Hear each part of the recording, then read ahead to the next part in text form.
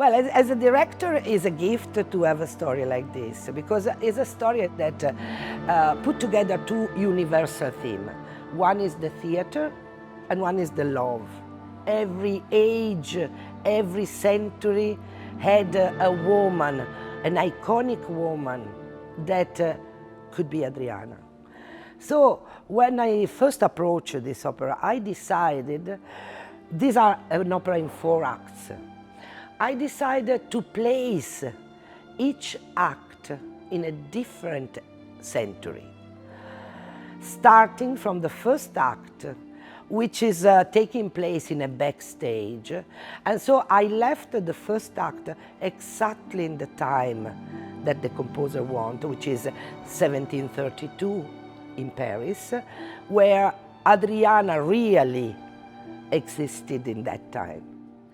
Then the second act, even the music, it's very romantic, it's changed a little bit. So I imagined the second act, which is the act in the casinetto, where they meet each other, and the two women meet each other without seeing one to each other.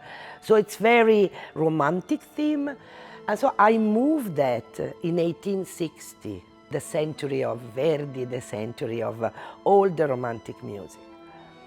And then the third act, we jump to the beginning of the cinema. So we are in 1920, 1930, where there were these divas, these actresses. There was this wonderful dancer called Loie Fuller that invented the way of dancing with fabrics and lights. So the beginning of the cinema, the image, the video, something that people never have seen before, where the women are in a kind of image, moving image, something amazing for that time. And then the last act. The last act is the death, and that is completely different. We jump into 1968 in Paris, in the time of Jean-Luc Godard, in this kind of new wave of acting. And the idea of taking away everything and remain alone on stage.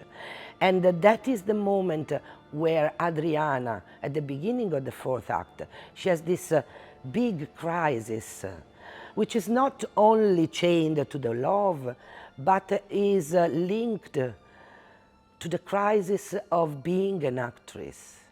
And this is so modern, you know, to have doubts. We all have doubts.